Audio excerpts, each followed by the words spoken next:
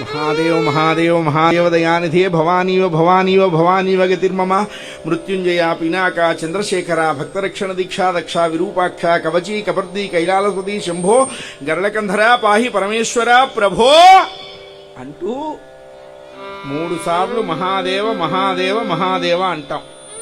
ఏమిటండి అన్నారు. మొదటిసారి మహాదేవ అన్నామనుకోండి, ఆయన కళ్ళు తెరుస్తాడు. ఊరుకోంగా మనం రెండోసారి అప్లికేషన్ పెట్టి మహాదేవ అంటాం, సంతకం పెడతాడు. మూడోసారి మహాదేవ అంటాం, ఆయన భయపడతాడు. ఒరే ఇంక నా దగ్గర ఏం లేదురా, మొత్తం పైన తెల్లకాగితం పెట్టి కింద సంతకం పెట్టించుకొని మొత్తం లాగేశావు, ఇంకా నా దగ్గర ఏం లేదని భయపడతాట. మూడోసారి మహాదేవ అంటే మనకి ఇవ్వటానికి ఆయన దగ్గర ఐశ్వర్యం లేక అటు ఇటు చూస్తాట, ఏమి ఇవ్వాలా వీడికి. అంత మహాదయామయ దైవం పరమేశ్వరుడు. ఎందుకంత దయామయుడుగా ఉన్నాడు అంటే, మనం అందరం వాడిని వదిలేసి వెళ్ళిపోతాం. ఎక్కడ? అక్కడ. అప్పటి వరకు వాడు ఎంత